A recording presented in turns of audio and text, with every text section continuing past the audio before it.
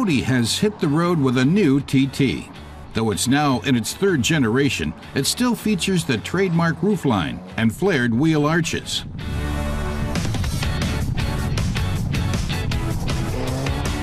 There's also an automatic rear spoiler, which rises at speeds above 120 kilometers an hour. It provides additional downward force on the rear axle. Our car tester Klaus Nietzswitz says the new TT bears a lot of resemblance to the Audi R8. That's certainly deliberate, a way to establish the TT's sporty pedigree. The 2.0-liter TFSI engine pumps out about 169 horsepower and consumes 6.3 liters over 100 kilometers. In Germany, the base model sells for just over 37,000 euros. But what Klaus really loves is the virtual cockpit. The graphics are incredibly high definition. The display is powered by a lightning-fast computer that performs more than 8 billion computing operations per second. Compare that to the Apollo lunar landing module, which processed some 40,000 operations a second. There's a control right here, which lets you switch to the telephone menu, listen to music, or take a look at some other things. Another push, and you switch back to the map.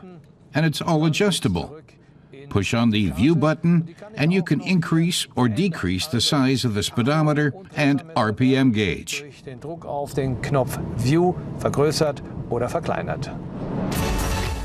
Now we'll go for even more oomph. The next generation, top-of-the-line TTS.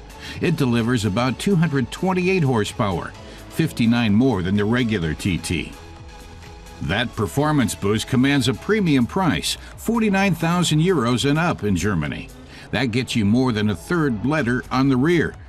You also get an electronic control system that can send power to the rear wheels. The TTS only comes as a Quattro. We're at the Ascari Race Resort Circuit in southern Spain. It features the combination of curves you'll see at many racetracks around the world. The handling is extremely precise. When you take a curve, it responds immediately.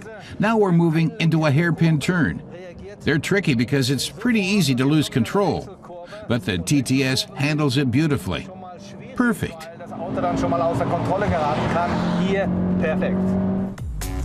That perfection extends to the transmission.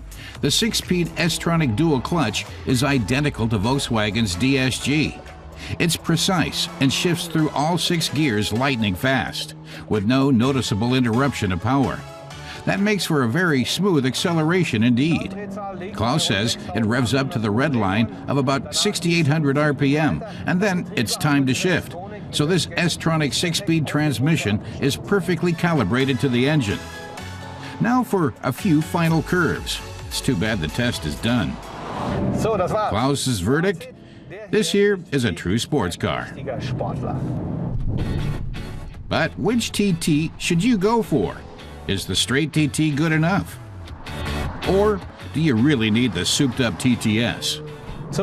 Klaus says the regular TT offers plenty of driving enjoyment, and it's fast too. But if you're willing to shell out a little extra, the TTS has an excellent 4-wheel drive. It's quicker and a blast to drive. Zum anderen auch mit dem gut funktionierenden Allradantrieb.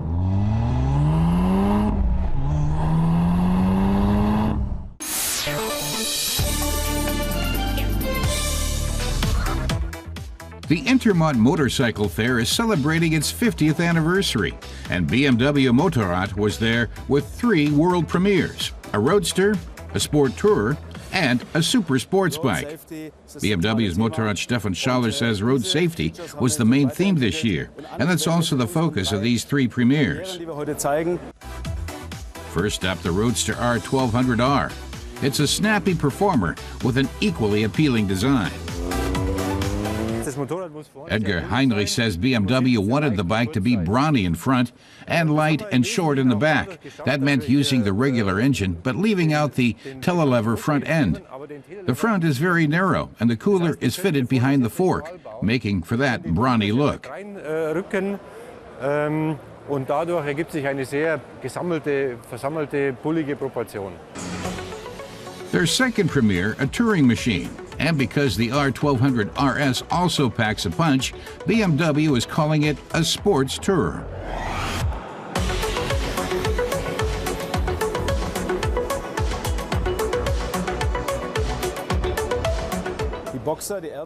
Stefan Schaller tells us more. The 1200 RS is the sports tourer, the sportier bike in BMW's touring lineup, and it's great fun to ride.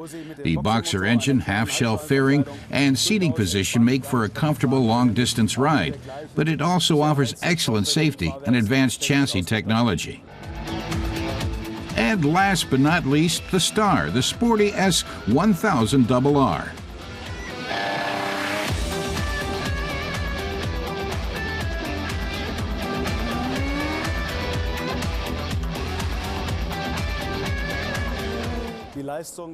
Stefan Schaller says it's now listed with 199 horsepower. Most of the time, the testers will get a bit more out of the bike than you'll see later on the road. It's also 4.5 kilos lighter, and other new features that made an athletic bike even sportier. In Germany, BMW currently commands about 25% of the market, making the Bavarians the market leader.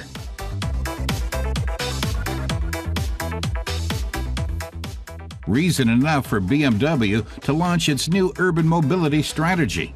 In the growing cities of the future, we'll see more and more two-wheelers on the road. One Italian manufacturer saw that happening decades ago, and even today the Vespa is still a legend. Though nowadays Piaggio has competition, the Vespa is still a cult favorite. It's also been discovered by a new generation of young urbanites who are turning their backs on car ownership.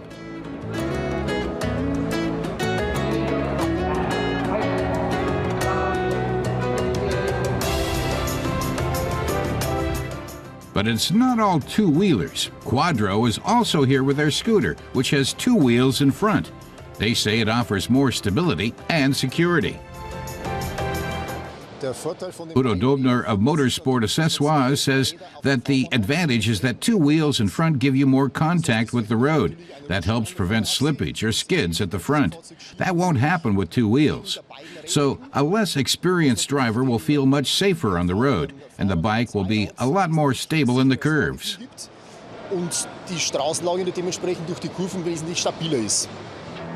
There's something for just about everyone at Intermot.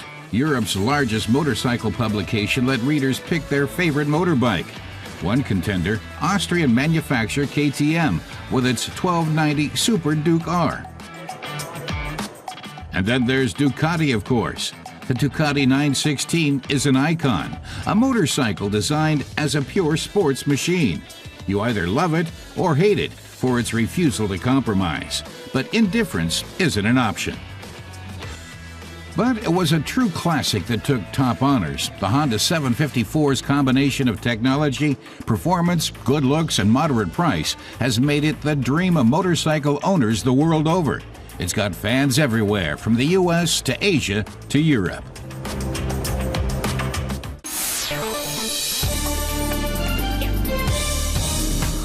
The City of Lights hosted the Paris Motor Show till October 19th.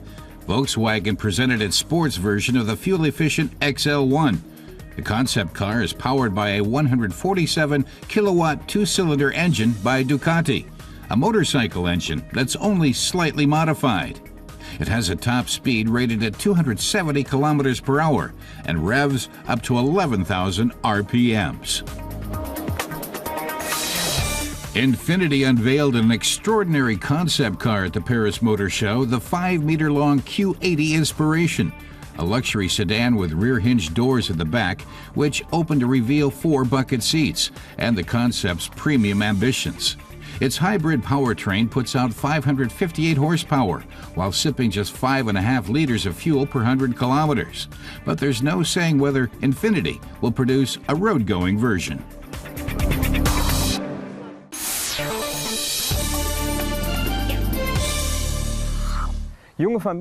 Car Test in Montescura notes that kids may need playgrounds, but their parents need the mobility to get them there. Car makers are well aware of that, and they design models especially for this target group. Seat's offering is the Toledo. Its small starting price and roominess make it attractive to families. He's going to find out if it can meet the expectations. With family or without, whether visiting the grandparents or hitting the road for a faraway holiday spot, the first thing is to get where you're going smoothly, comfortably, and above all, safely. Fine-tuned sports car performance is not what the Toledo was designed for, but it still handles nimbly and responsively.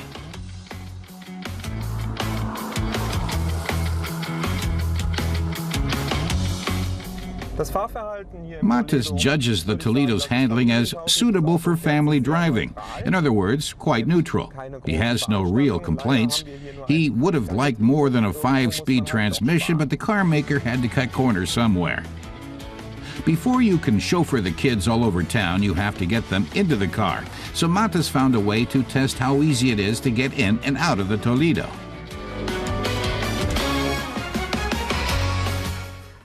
He says an important point for its family suitability is how well everyone fits into the car's interior. Families with very young children, for instance, might need to use an infant car seat. It can be secured here in the back using the seat belts. Schauen wir mal. Das wäre die Gurtvariante. That was the belt option. But most new cars nowadays come with Isofix anchor points built in. These little metal braces, which are generally well hidden, allow for the attachment of compatible seats like this one. Diese hier. So, die muss man dann hier irgendwie reinkriegen. Other cars may be more easily accessible, and it may be a bit fiddly getting everything into this one, but once the latch clicks, it won't come loose again. And then you can just set the infant seat on top of that.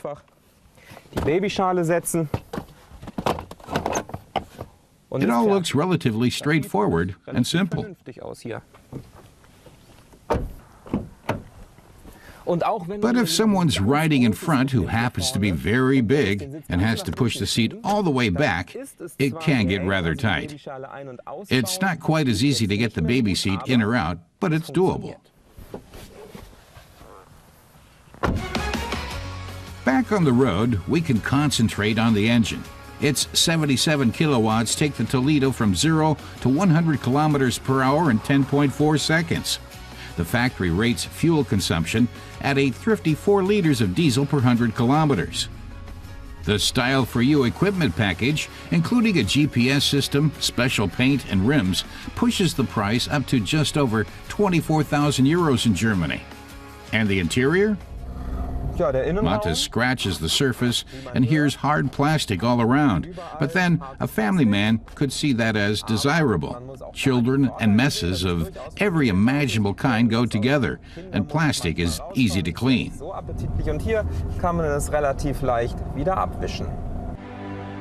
The new Toledo presents itself as a family car. For that, it may look a bit aggressive and macho.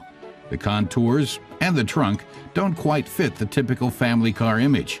So can the Toledo make the cut as a true family car? As long as it carries the kids, it probably can.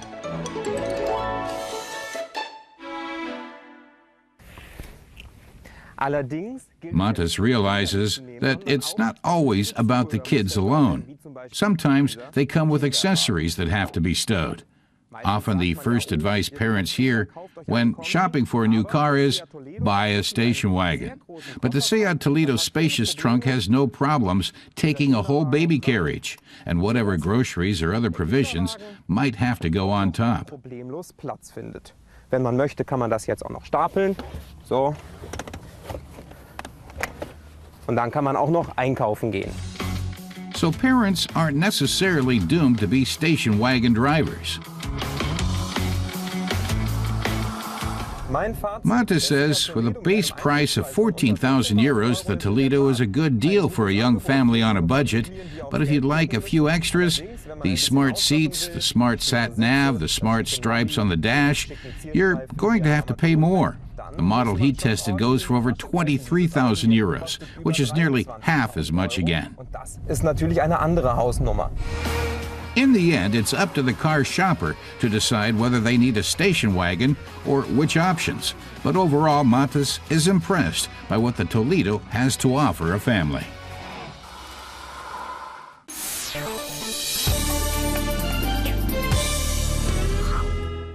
The NSU Spider debuted at the 1963 Frankfurt Motor Show. It caused something of a commotion.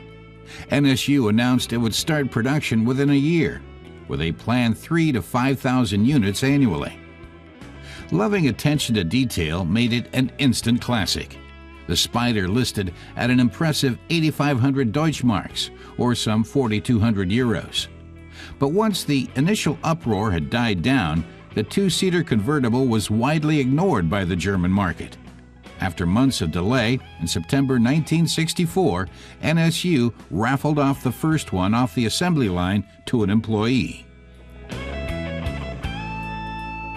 The fuel tank and radiator were mounted in front, the engine in back. That gave the engineers an optimal weight distribution. The engine's small size allowed for a second trunk space, a unique feature at the time.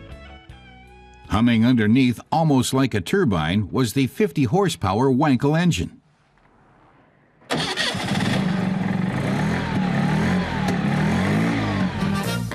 Armin Bauder was assigned to work on the rotary engine in NSU's R&D division. He has fond memories of the project and the advantages of the rotary concept. In the mid-1950s, NSU had already designed its KKM engine with a static housing based on Felix Wankel's original DKM rotary engine design in a spinning housing. But the engine that was to carry the Wankel name performed noticeably better.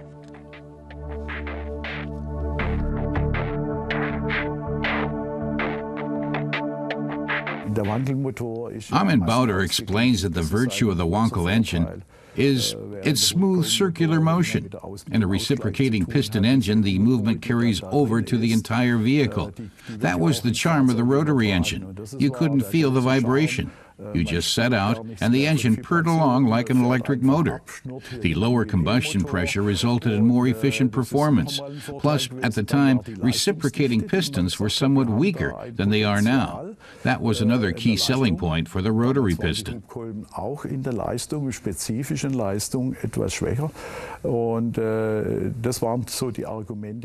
And NSU had high hopes for the Wankel engine.